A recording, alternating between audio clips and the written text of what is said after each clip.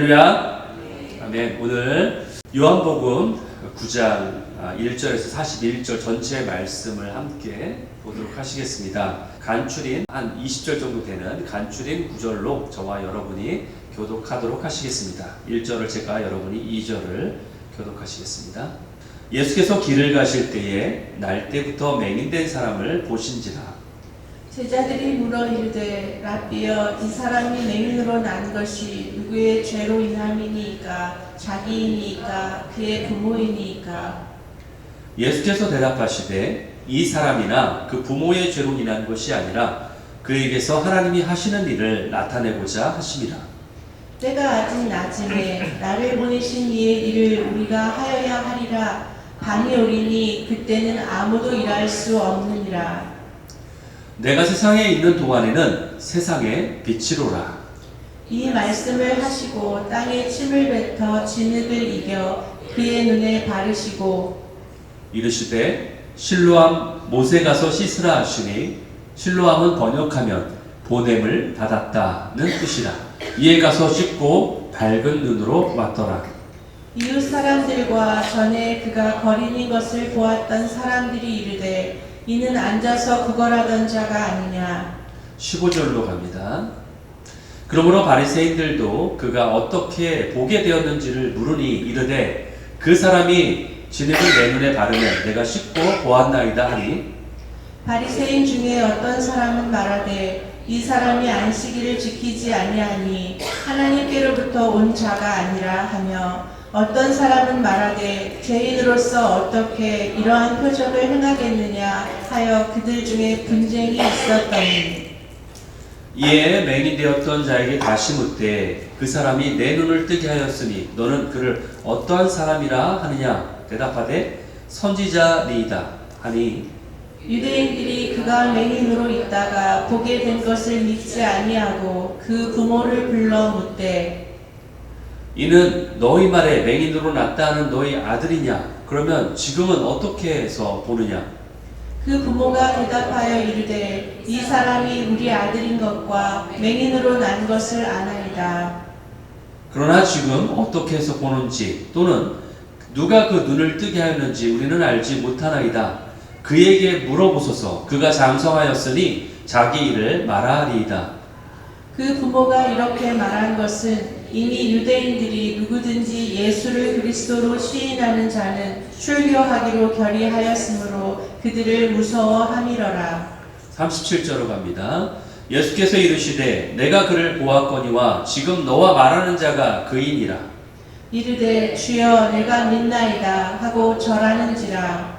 예수께서 이르시되 내가 심판하러 이 세상에 왔으니 보지 못하는 자들은 보게 하고 보는 자들은 맹인이 되게 하려 함이라 하시니, 바리새인 중에 예수와 함께 있던 자들이 이 말씀을 듣고 이르되 우리도 맹인인가. 같이 읽습니다. 예수께서 이르시되 너희가 맹인이 되었더라면 죄가 없으려니와 본다고 하니 너희 죄가 그대로 있느니라. 아멘. 예, 오늘 요한복음 9장 말씀으로 나눌 제목을 눈을 뜬 소경, 눈뜬 소경. 이 의미를 한번 생각해 보세요. 눈을 뜬 소경은 누구고 눈 뜬 소경은 뭔가. 제가 힌트를 드리면은 눈을 뜬 소경은 소경이었다가 눈을 뜬 소경을 얘기하고요. 눈 뜬 소경은 눈은 떠 있지만 소경인 사람을 눈 뜬 소경이라고 하죠. 예, 이 두 가지 기억하시면서 오늘 말씀 같이 나누기 원합니다. 여러분, 오늘 요한복음 9장 이 말씀은요, 이 말씀을 통해서 우리가 영적 진리를 함께 나누기 원합니다.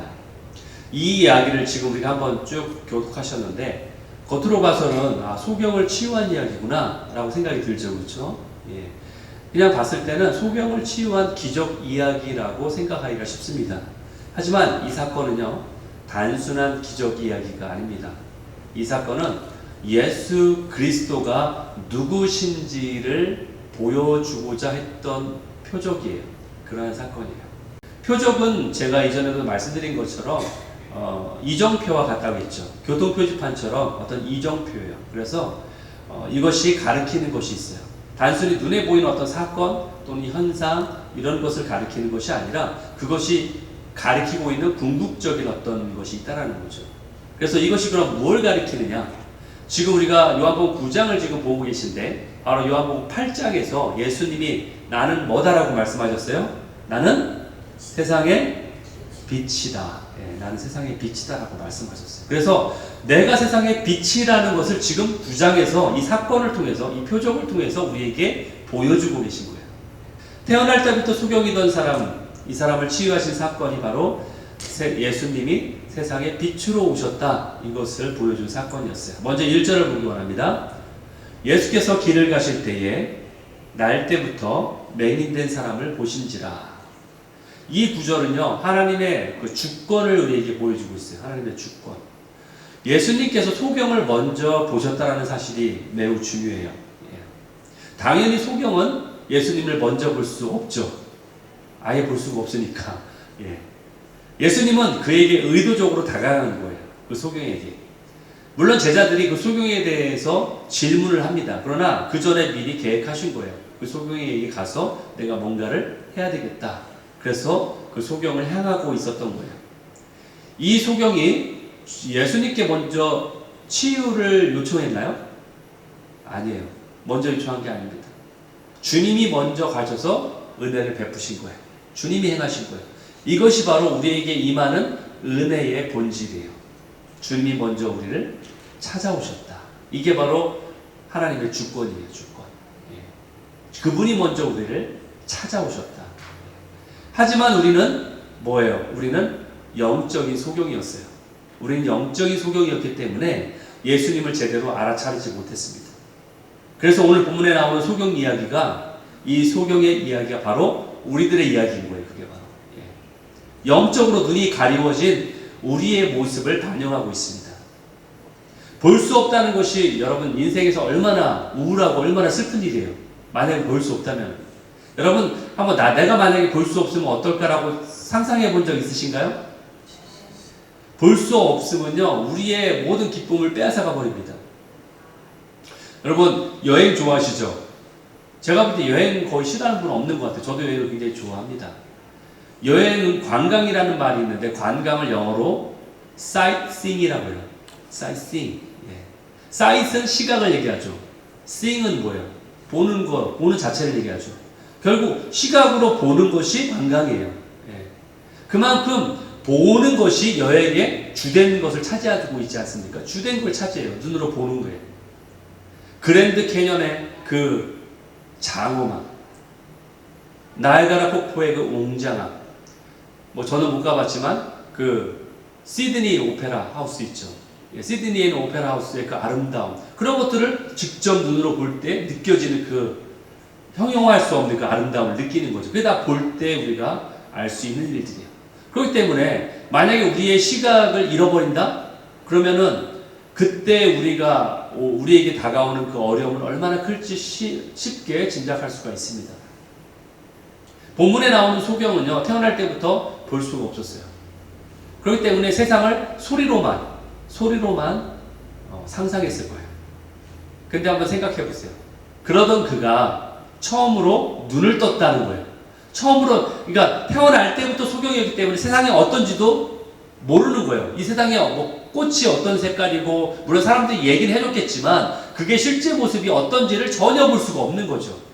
그런데 처음으로 그가 눈을 뜨게 되었을 때 그 어둠 속에 갇혀있던 눈이 띄어지면서 찬란한 빛들이 막 쏟아져 들어오면서 다양한 막 색깔들이 눈에 보이고 처음으로 사물들과 자연들이 한눈에 막 들어오기 시작할 때 어쩌면 심장이 멎을 듯한 그러한 감동 때문에 아무 말도 하지 못하고 그냥 눈물만 멍하니 흘리면서 있었을 거예요. 그 감격 때문에. 여러분, 우리가 앞으로 경험하게 될 하나님의 나라도 이와 같은 거예요. 우리가 감히 상상조차 할 수 없는 거예요. 우리가 생각할 때는 그래 뭐 길은 다 금으로 깔려있고 여러분 금이라는 게 여기서나 귀한 거지. 거기 가면 금은 흔한 거잖아요. 근데 그게 저는 그러니까 금이 아닐 수 있다고 생각해요.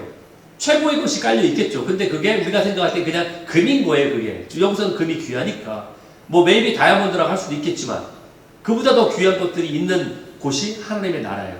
우리가 앞으로 경험하게 될 그 영원한 하나님의 나라, 우리가 상상조차 할 수 없는 그곳이 바로 우리를 기다리고 있어요. 그렇습니다. 1절 말씀처럼 우리는 날 때부터 소경된 자야. 영적으로 소경된 자야. 그래서 선천적으로 우리는 죄인으로 태어났어요. 원죄의 결과로 우리는 죄인으로 태어난 거예요. 그래서 영적인 어둠 속에 갇혀 살 수밖에 없었던 자가 바로 우리들이에요. 자신이 어디에 있는지도 몰라요. 소경은 자기가 어디 있는지 모르죠. 앞에 절벽이 있는지 뭐가 있는지 몰라요. 그렇기 때문에 우리도 어둠 속에 갇혀있기 때문에 내가 어디에 있는지도 모르는 거예요. 나의 현 주소를 몰라요. 그리고 어떤 위험이 나 앞에 닥쳐오는지, 저 앞에 사자가 있는지, 그게 뭐가 오는지도 알 수 없어요. 그래서 구원자가 필요하다는 사실조차도 몰라요. 나에게 그러한 구원자가 필요하다는 사실도 몰라요. 그래서 세상 사람들은 저렇게 편안하게 살고 있는 거예요. 예수님을 믿으세요 해도 그들이 절박함이 없는 이유는 그런 사실조차 모르는 거예요. 내가 절박한 사실조차 모르기 때문에 그렇게 평안하게 있는 거예요, 그들은. 그걸 알고 있는 우리는 그렇지 않잖아요. 그러니까 심지어 구세주가 자기 앞에 와도 알아차리지 못하는 거예요. 어둠 속에 있으니. 소경이기 때문에. 오늘 본문에는 두 종류의 소경이 등장하고 있어요. 여러분은 한 종류의 소경만 봤죠. 왜냐하면 소경이 눈을 뜬 사건이니까. 그것만 봐서 이 사람이 소경이구나. 거기에만 초점이 가 있죠. 그러나 두 종류의 소경이 있어요. 한 사람은 육적인 소경이고 한 사람은 어떤 부류는 바리새인들은 영적인 소경인 거예요. 그들은 육신의 눈은 뜨고 있지만 영적인 눈은 멀어져 있는 사람들이에요. 그래서 예수님이 뭐라고 했어요? 니고데모에게 이렇게 얘기했죠. 요한복음 3장 3절에서 사람이 거듭나지 아니하면 하나님의 나라를 볼 수 없다. 영적으로 너희가 거듭난다는 게 뭐예요? 다시 태어난다는 얘기죠. 영적으로 너희가 다시 태어나지 않고서는 볼 수 없어. 뭐를? 하나님의 나라를. 뭐를? 영적인 세계를. 그러니까 너희는 영적으로 소경이라는 얘기죠. 그러니까 인식하지 못하는 거예요. 영적 소경이니까. 우리 스스로는 진리를 알 수가 없습니다. 우리 스스로는 자신을 구원할 방법도 찾을 수가 없어요. 내가 어둠에 있으니까. 내가 어딜 가야 구원을 얻을 수 있는지도 못 찾아요. 그래서 예수님이 우리에게 찾아오신 거예요. 내가 못 찾으니까 예수님이 내가 찾아가겠다라고 하신 거예요. 그래서 예수님이 먼저 찾아오신 거예요. 마치 소경에게 먼저 찾아가신 것처럼. 소경이기 때문에 예수님이 어디 있는지도 찾아갈 수가 없어요. 그분이 구원자인지도 알 수도 없거니와. 그렇기 때문에 예수님이 먼저 찾아오신 거예요. 그래서 우리에게도 먼저 찾아오신 거예요. 제자들이 이렇게 질문하죠. 2절에 라삐어, 이 사람이 맹인으로 난 것이, 그게 태어난 것이라는 뜻이죠. 태어난 것이 누구 죄 때문입니까? 라고 물어보잖아요. 그 사람 본인 죄 때문이에요? 아니면 그의 부모님 이 죄가 전달돼서 그런 거예요? 라고 물어보지 않습니까? 이 제자들의 질문은 그 당시의 세계관이라고 하죠. 사람들이 어떻게 생각하는지 그 기준, 그것을 우리에게 알게 해줘요. 그들은 어떤 사람에게 임하는 재앙이 있다면은 그 재앙은 뭐 때문이다? 그 사람의 죄 때문이다 라고 생각하는 거예요. 이 사람이 어려운 일을 당하면 그건 무엇 때문이다? 그 사람의 죄로 인한 것이다. 죄 때문이다. 이렇게 생각하는 거죠. 욥기에도 비슷한 논리가 나오지 않습니까? 욥의 친구들도 욥에게 너의 죄를 회개하면 너의 삶이 다시 회복할 수 있어 라고 충고하죠. 비슷한 생각을 갖고 있는 거예요. 이런 관점에서 볼 때 오늘 이 소경은 그동안 사람들로부터 인격적 대우를 받았을까요? 물론 장애인이기 때문에 인격적 대우를 받지 못했을 수도 있지만 그 이전에 네가 얼마나 많은 죄를 졌으면 아니면 너희 부모가 얼마나 많은 죄를 졌으면 네가 이렇게 태어날 때부터 소경이었겠냐라고 하면서 손가락질 받으면서 죄인 취급당하지 않았을까요? 이런 생각을 제자들은 갖고 있는데 하물며 그렇죠? 그랬을 거예요. 이렇게 질문하는 제자들에게 예수님은 다른 답변을 하세요. 절대로 기대할 수 없는 답변을 하고 계세요. 3절 그거는 죄 때문이 아니야. 이거 말씀하세요. 그것은 하나님이 하시는 일을 그에게 나타내게 위함이야 라고 말씀하세요. 나사로가 죽었을 때도 예수님이 동일하게 말씀하셨어요. 이 병은 죽을 병이 아니라 하나님의 영광을 위한 것이다 라고 말씀하고 있어요. 요한복음 11장 4절에 나오죠. 인간이 당하는 어떤 고난이나 질병이나 장애나 사고나 이 모두 아담의 범죄 이후에 온 인류에게 주어진 어떤 원죄의 결과로 드러나는 일들이에요. 그래서 우리가 스스로 죄를 지었든 아니면 죄를 짓지 않았든 간에 그러한 고통과 실패는 우리 인생 가운데 피할 수 없는 것들이에요. 당연히 우리가 짊어지고 겪어야 되는 일들이라는 거죠. 그런데 이것을 보면서 우리가 생각할 때 마치 이 말씀을, 예수님의 말씀을 보면서 마치 하나님이 일부러 의도적으로 우리에게 고난을 주신다라고 착각할 수 있다는 거죠. 그러나 그것이 아니라는 거예요. 고난 속에서 선을 이루신다라는 말씀을 하시는 거예요. 아무리 너에게 고난이 닥쳐도 이것이 너의 원죄 때문에 나타나는 실패나 고난일지라도 그 안에서 하나님은 합력하여 선을 이루시는 분이다. 그 가운데서 너에게 선을 이루실 거다. 좋은 것을 이루실 거다. 이것을 말씀하시기 위함이에요. 율법주의자들은 그런데 이것을 오해했습니다. 그리고 율법을 지킨다면서 위선을 떨었죠. 자기들은 율법을 잘 지킨다고. 그러면서 다른 사람을 판단하고 정죄했어요. 하지만 아무도 율법을 완전히 지킬 수 없다. 이것이 진리죠. 아무도 율법을 완전히 지킬 수가 없습니다. 바울도 이것을 완전히 깨달았어요. 이 본질을 깨달았어요. 그래서 로마서에 보면은 로마서 7장에서 뭐라고 얘기해? 사도 바울이 내 안에는 선한 것이 거하지 않는 줄 내가 알고 있다. 내 안에 그것이 이미 있다. 얘기하잖아요. 그러면서 오라 나는 곤고한 자다. 이 사망의 몸에서 나를 누가 건져주랴. 이거 핵심을 깨닫고 있는 거예요. 율법의 기능은 이처럼 자신의 죄를 깨닫게 하는 거예요. 그리고 절망하게 만드는 거예요. 난 이걸 완전히 지킬 수 없는 자구나. 그래서 나에게 뭐가 필요하다? 은혜가 필요하다. 그래서 나에게 구세주가 필요하다. 이것을 알게 하는 거예요. 내가 이 율법을 잘 지킬 수 있어. 그러니까 나는 모든 걸 다 해낼 수 있어. 라고 자만심, 교만이 생기게 만드는 게 아니라 오히려 나는 죄인이구나. 이걸 내가 다 지킬 수 없구나. 그러니까 나는 구세주가 필요하구나. 이것을 느끼게 하는 게 율법의 뜻이라는 거죠.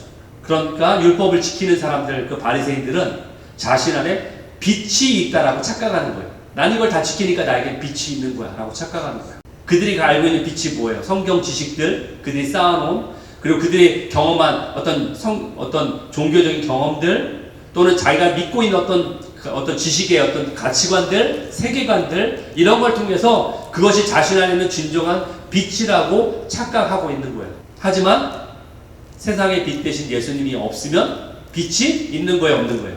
없는 거예요. 예수님이 뭐라고 하셨어요? 나는 이 세상에 존재하는 유일한 빛이다. 예수님이 세상의 빛이세요.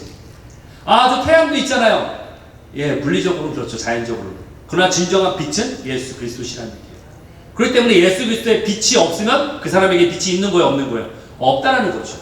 왜냐하면 예수님이 그렇게 말씀하셨으니까. 나는 세상의 빛이다. 그렇기 때문에 우리는 빛이 필요한 거예요. 빛 대신 예수님을 통해서 세상을 볼 때 그래서 바로 볼 수 있는 거예요. 빛 대신 예수님이 없으면 어둠 속에서 보기 때문에 바로 볼 수가 없는 거죠. 너무나 간단한 원리예요, 사실.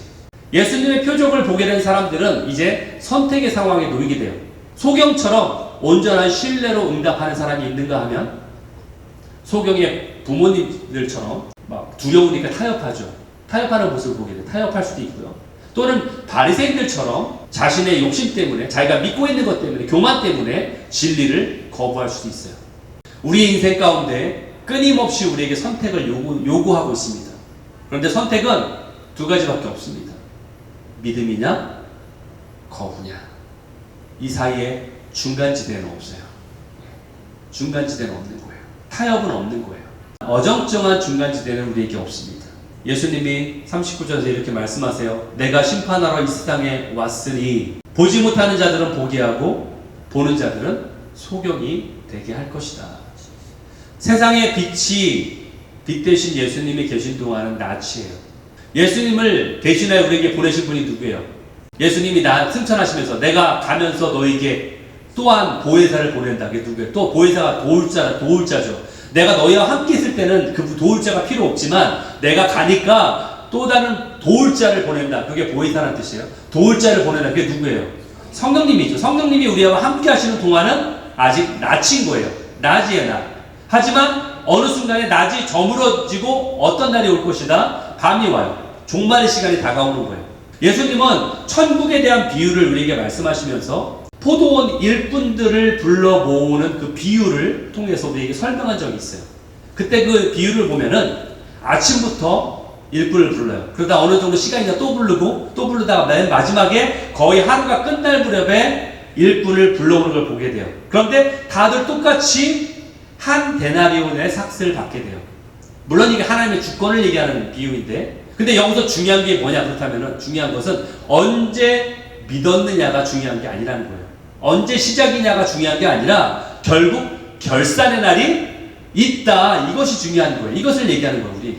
예. 그러니까 날이 저물면 반드시 결산의 시간이 온다. 이것이 정말 우리에게 중요한 말이에요. 마태복음 3장 12절.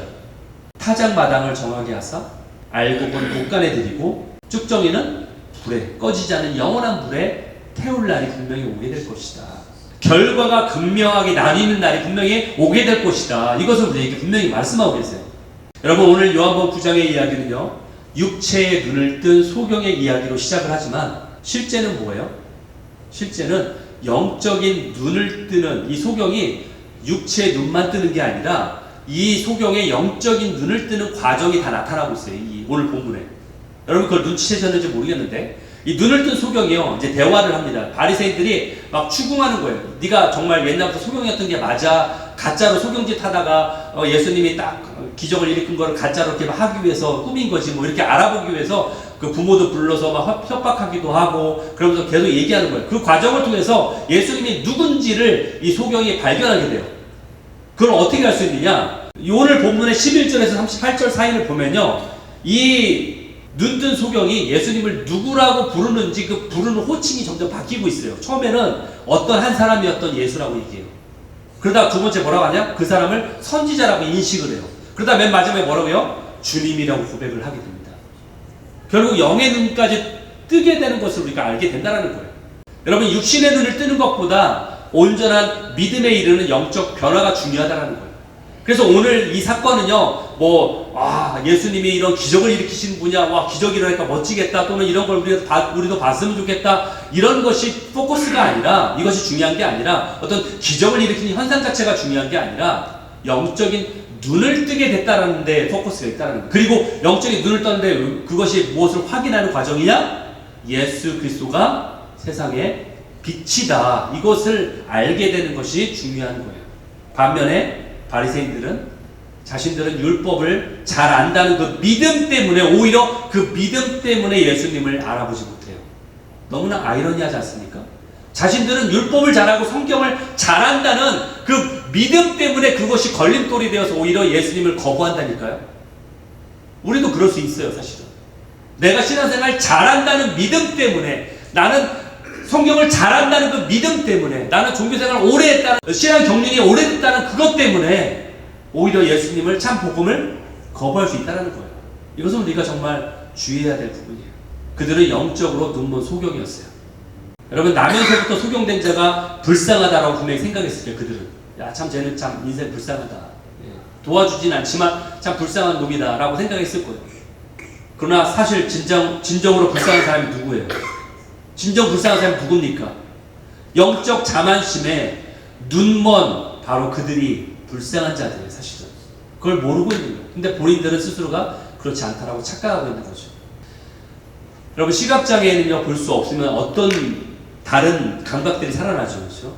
보는 것을 못하면은 뭐 촉각을 느낀다든지 또는 청각이 발달하기도 합니다.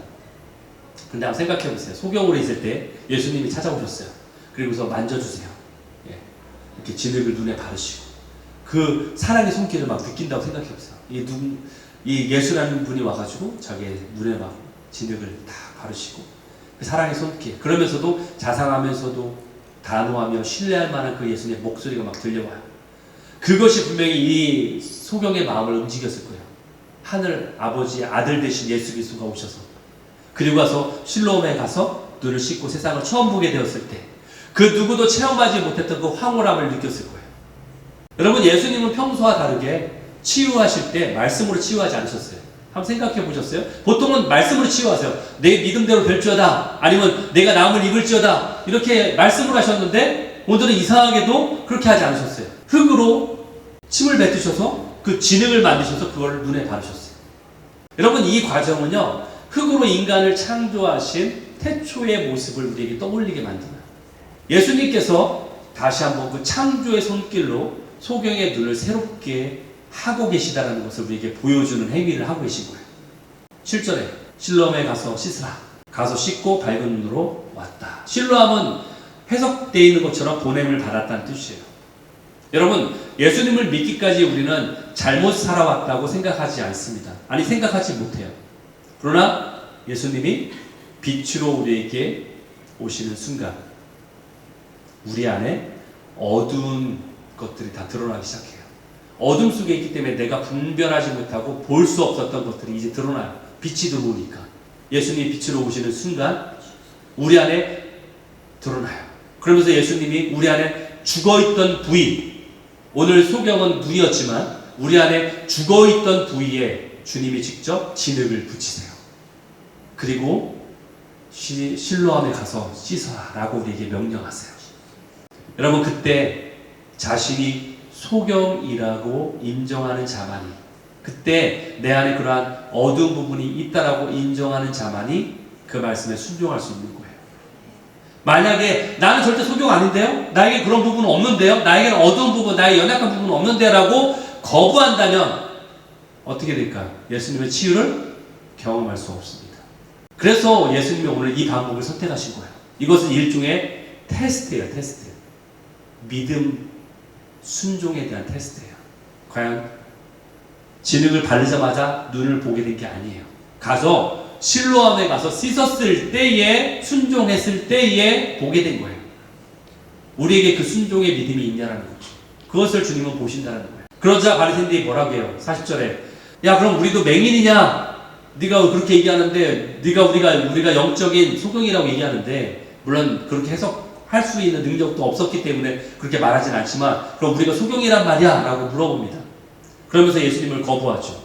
이런 사람들은 방금 전에 말한 것처럼 내 안에 그런 어두운 부분이 있단 말이야? 내 안에 연약한 부분이 있단 말이야? 내 안에 죄악된 부분이 있단 말이야? 라고 스스로 거부하기 때문에 치유함을 받을 수 없다는 얘기예요. 그러니까 순종할 수조차도 없는 거예요. 그래서 41절에 예수님이 그러니까 이렇게 말씀하시는 거죠. 너희가 맹인이 되었더라면, 너희가 맹인인 걸 알았다면 죄가 없으려니와 너희가 본다고 하니 맹인이 아니라고 말하니 너희 죄가 그대로 있다.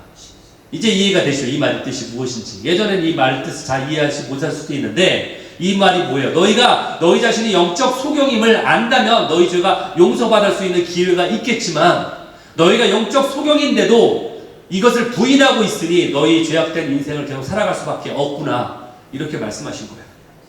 여러분, 육적인 소경, 오늘 소경 주인공으로 나왔던 그 소경이었던, 날 때부터 소경이었던 이 육적인 소경이었던 이 사람은 세상에 구걸하는 인생을 살았습니다. 그동안 계속 구걸하며 살았습니다. 그와 마찬가지로 영적인 소경이 있다면요, 영적인 소경도 세상에 구걸할 수밖에 없는 거예요. 여러분, 세상에 구걸한다는 뜻이 뭘까요? 세상에 매여 산다는 거예요. 세상이 나로 뭔가 해주기를 원하는 거예요. 세상에 목매어 사는 거예요. 세상에 종이 되어 살아가는 거예요. 그게 바로. 하지만 영의 눈이 떠진 사람은 더 이상 세상에 구걸하지 않아요. 세상이 얼마나 어두운지, 세상이 나로 하여금 참된 것을, 나의 평안을 줄 수 없다는 걸 알기 때문에 더 이상 세상에 구걸할 필요가 없는 거예요. 어둠을 추구하지 않고 더 이상 죄에 집착하지 않게 되는 거예요. 여러분, 아무리 실패한 인생이라 할지라도 예수님의 빛이 비추이게 되면 하나님의 영광을 드러낼 수 있는 거예요. 그렇기 때문에 어떻게 살아가는 것이 가치 있는 인생인지 우리가 알게 된다면 예전의 삶으로는 돌아갈 수 없는 거예요.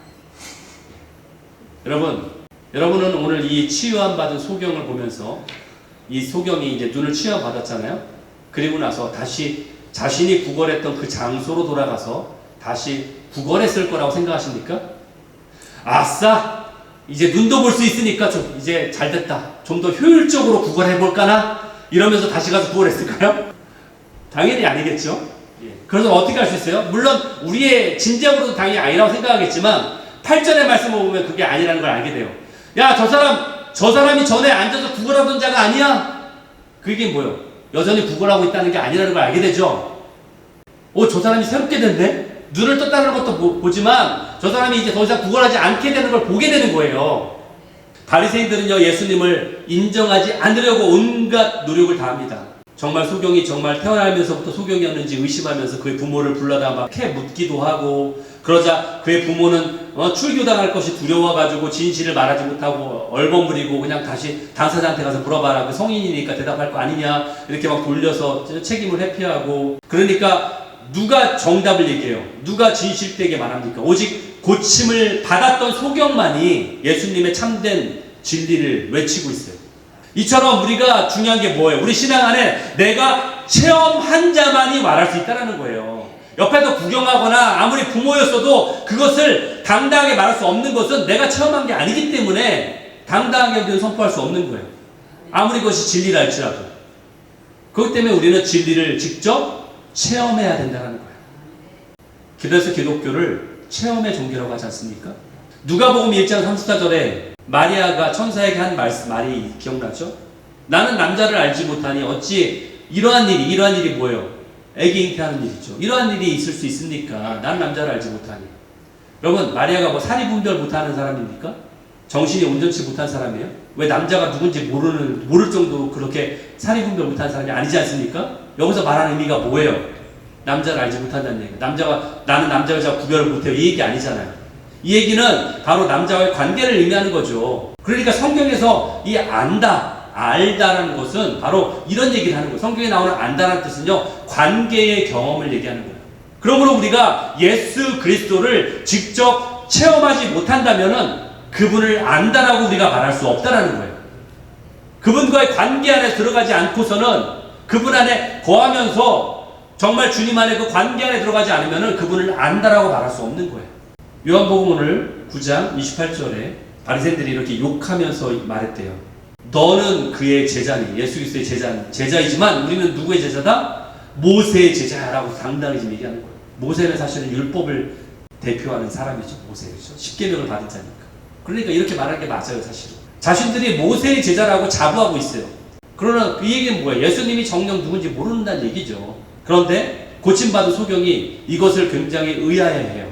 30절에 나옵니다. 그 사람이, 이 맹인이, 소경이 얘기하는 거예요. 이 참으로 이상하다. 자기가 바리새인들한테 얘기하는 거예요. 당신들 참 이상하네요. 내 눈을 뜬 것만 봐도 그 사람이 누군지 분명히 알 텐데 왜 몰라요? 오히려 이게 반문하는 거예요. 당신도 이상하네. 서울 공부 많이 한다면서요. 종교 지도자라면서요. 근데 왜 이걸 모르죠?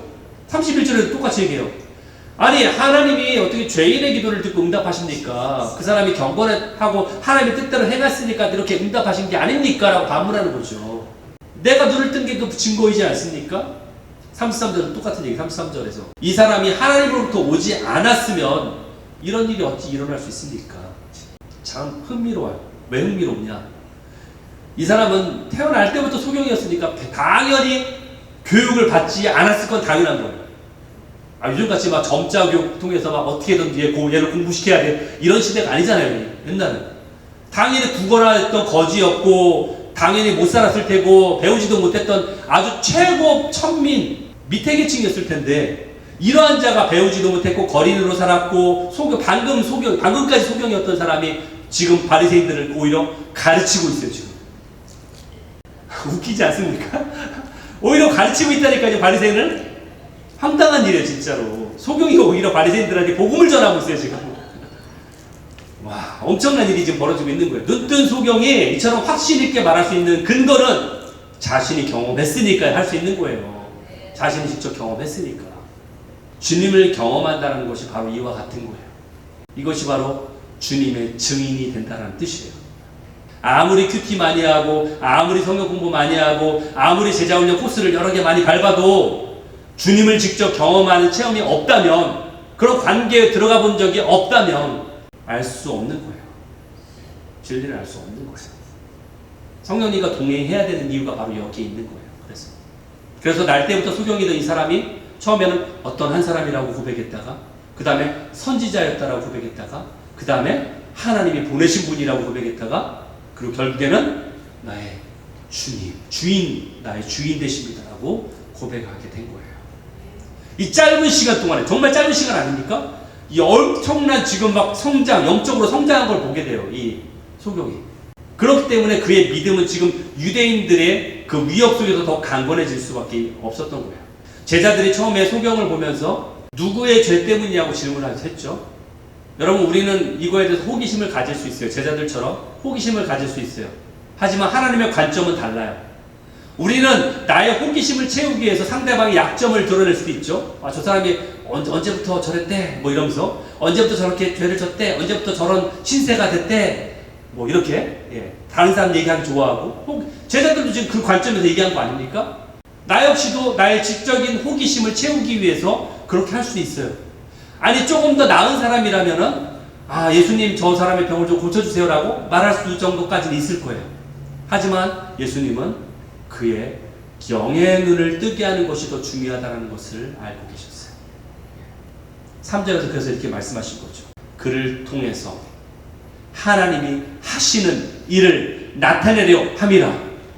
하나님이 하시는 일을 나타내고자 하는 것. 이것이 중요하다.